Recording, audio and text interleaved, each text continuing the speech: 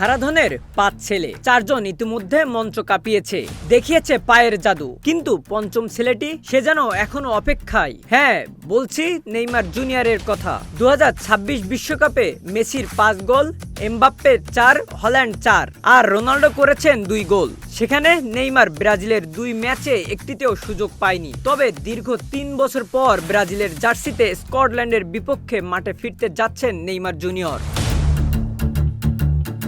তাই জীবনানন্দ দাশের কবিতার আদলে বলতে হয়, আবার আসিব ফিরে সবুজ ঘাসের বুকে এই উন্মাদনার মাঝে।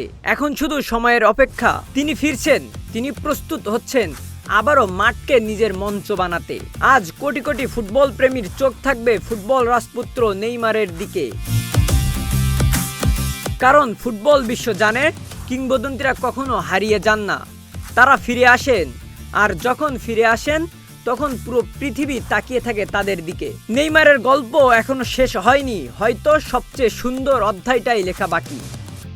Shahriar Rahman, news flash 71।